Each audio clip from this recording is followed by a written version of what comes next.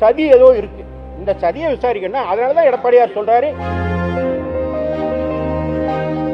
உடனடியா ஆம்புலன்ஸ் ஏங்க அங்க வருது, வரிசையா எப்படி ஆம்புலன்ஸ் வந்துச்சு, கரண்ட் ஏன் கட்டாச்சு, தடியடி நடத்த உத்தரவு கொடுத்தது யார்?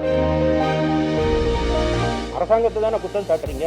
எந்த விஷயமா இருந்தாலும் தூத்துக்குடியில் துப்பாக்கி சூடு நடந்தா அரசாங்கம் தப்புன்னா இப்ப மட்டும் போலீஸ் தப்பு, விஜய் தப்பா?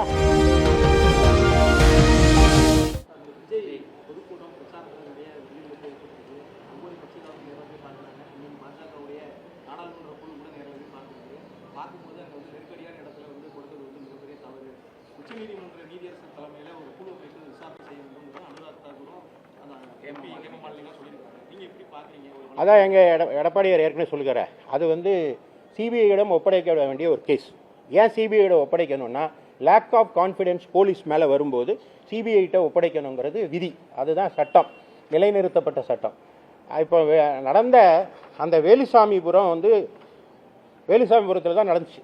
அது குறுகிய இடம், அங்கே பொதுக்கூட்டம் நடத்த அது அருகதையிட்ட இடம்னு உத்தரவே போட்டிருக்காங்க. எப்போ போட்டிருக்காங்கன்னா 21/1/2025 அன்று காவல் ஆய்வாளர் மணிவண்ணனுடைய செயல் நடவடிக்கையில் செயல்முறை ஆணையில் பாரத ரத்னா எம்ஜிஆர் அவர்கள் பிறந்தநாள் பொதுக்கூட்டத்திற்கு அதிமுக சார்பில் அதுக்கு அனுமதி கேட்குறோம்.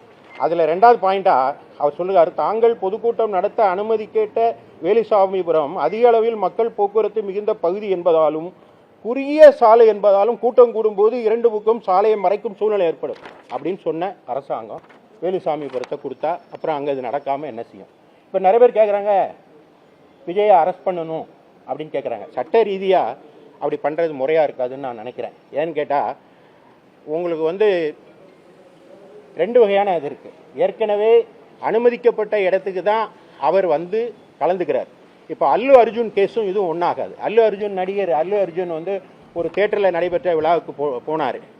அந்த விழாவுக்கு போனது ஏற்கனவே அவர் ஏற்பாடு செய்யாத ஒரு அறிவிக்காத ஒரு இடத்திற்கு போகும்போது ஏற்படுகிறதுக்கு அவர் பொறுப்பு. ஆனால் இங்கே எப்படின்னா அனுமதி அளிக்கப்பட்ட இடத்திற்கு அவர் சென்று பிரச்சாரம் செய்யும் போது ஏற்படுகிற இழப்புக்கு 2 பேரும் பொறுப்பாவார். எப்படின்னா ஒரு அனுமதி கொடுக்கும்போது இந்தந்த கண்டிஷன் இருக்கு, இந்த கண்டிஷனை வயலேஷன் பண்ணால் நான் கூட்டத்தை ரத்து செய்துருவேன்னு சொல்லி தான் கொடுப்பாங்க. அப்போ காலையில் 12 மணிக்கு வர வேண்டியவர் 7:30க்கு வந்தார், தவறுனா நீ கூட்டத்தை ரத்து பண்ணியிருக்கலாமே, ஏன் பண்ணலை? ஏற்கனவே குறுகிய சாலைன்னு நீங்கள் தான் உத்தரவு போட்டிருக்கீங்க. நான் முதல்ல சொன்னேன், இந்த இடம் கரூர் சாலை, கரூர்லேருந்து கோவை செல்கிற சாலை ரவுண்டானால அனுமதி கொடுத்து தான் கேட்டாங்க. அதிமுக அங்கே தான் முதல்ல அனுமதி கேட்டுச்சு எடப்பாடியாருடைய பிரச்சாரத்துக்கு. கண்டிப்பாக தாவகவும் அதில் அனுமதி கேட்டிருப்பாங்க. ஆனால் அது அனுமதிக்கப்படாத இடம் அப்படின்னு சொல்லி ரிஜெக்ட் பண்ணீங்க. அந்த இடத்துல நடந்திருந்தால் இந்த பிரச்சனை வந்திருக்காது. ஆனால் அனுமதிக்கப்படாத இடம் அப்படின்னு சொல்கிற இடத்துல எப்படி ஸ்டாலினுக்கு அனுமதி கொடுத்தீங்க, எப்படி உதயநிதி ஸ்டாலின் கொடுத்தீங்கன்னு ஒரு படத்தை வச்சு நான் ஒரு ட்வீட் பண்ணேன். உடனே தமிழக அரசினுடைய ஃபேக்ட் செக் குழுன்னு ஒன்று இருக்குது. அது தமிழக அரசு அறிக்கை விடுது, இன்பதுரை எம்பி பொய் சொல்லலாமா, அங்கே கேட்கவே இல்லை, அவங்க லைட் ஹவுஸ் பகுதியில் தான் கேட்டாங்கன்னு சொல்கிறாங்க. தாவேக்கா கதை அதிமுக கேட்டுச்சுல்ல, ஏன் கொடுக்கல? அப்போ பொய் சொல்வதை கண்டுபிடித்து சொல்வதற்கு இது தவறானது சொல்வதாவது நியாயமாக சொல்லணும்ல. அப்போ 3 லட்ச ரூபா சம்பளம் வாங்குற ஐயன் கார்த்திகேயன் பொய் சொல்லலாமா, தவற சொல்லலாமா என்று நான் கேட்கிறேன். இப்போ இந்த வழக்கை பொறுத்தவரையில் இது சிபிஐக்கு உகந்த வழக்கு. இதை லோக்கல் போலீஸ் விசாரிக்க முடியாது. ஏன்னா சந்தேகத்தின் நிலை போலீஸார் மேலேயும் இருக்கு. ஏன்னா அதில் 3 கேள்விகள் எழுது. ஒன்று அங்கே தடியடி நடத்த உத்தரவிட்டது யார்? ஆம்புலன்ஸ் அங்கு ஏன் வந்தது? அங்கே மின்சாரத்தை கட் செய்தது யார்? இந்த 3 கேள்வி.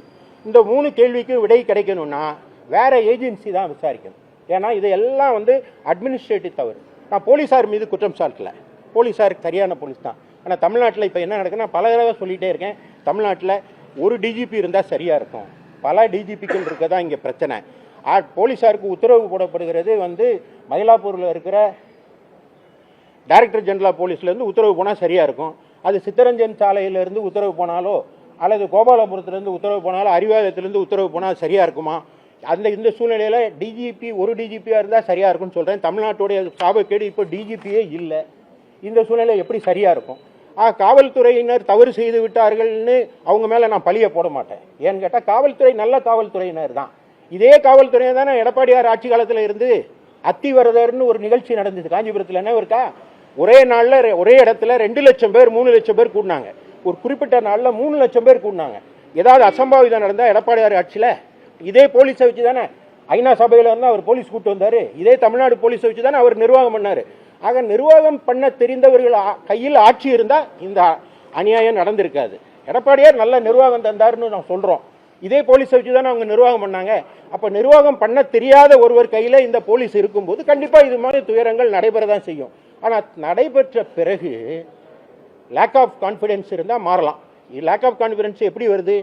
முதலமைச்சருக்கே வந்துருச்சு. தவறாக நடந்ததுனால தானே எஸ்ஐடி சொல்கிறாரு. தவறாக நடந்ததுனால தானே அவர் அங்கே போலீஸ் தவறு செஞ்சுருக்காங்கன்னு பிறகு தானே சிறப்பு புலன் விசாரணை குழுன்னு ஒன்று போடுறாரு. அதற்கப்புறம் தானே விசாரணை கமிஷன் ஒன்று அமைக்கிறாரு. அவரே ஒத்துக்கிறாரு லேக் ஆஃப் கான்ஃபிடென்ஸ் இருக்குன்னு. அப்போ அஜித்குமார் மரணத்தில் சிபிஐக்கு கொடுக்க தெரியுதுல்ல உங்களுக்கு. ஏன் இதில் சிபிஐ கொடுக்க மாட்டேங்கிறீங்க? ஏன் அதை தடுக்கிறீங்க?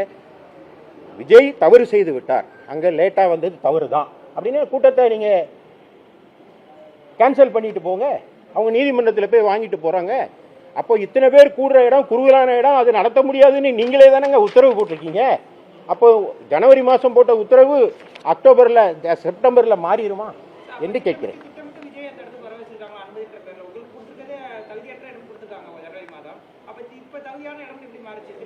அதனால தான் நான் சொல்கிறேன், இதில் சதி ஏதோ இருக்குது. இந்த சதியை விசாரிக்கணும். அதனால தான் எடப்பாடியார் சொல்கிறாரு கண்டிப்பா ஏதோ இது சந்தேகத்தின் நிலையில் அரசு மீதும் போலீசார் மீதும் அரசு மீதும் படுகிறது. உடனடியாக ஆம்புலன்ஸ் ஏங்க அங்கே வருது? வரிசையாக எப்படி ஆம்புலன்ஸ் வந்துச்சு? கரண்ட் ஏன் கட்டாச்சு? தடியடி நடத்த உத்தரவு கொடுத்தது யார்? இதெல்லாம் தெரியணும். அவன் நேரடியாக நீங்கள் போலீஸ் மேலே குற்றத்தை தூக்கி போட்டுட்டு தப்பிச்சுலாம் போக முடியாது. இது அரசாங்கம் நடத்துகிறவங்களுடைய தவறு. இப்போ தவறு நீங்கள் அரசாங்கத்தை தானே குற்றம் சாட்டுறீங்க.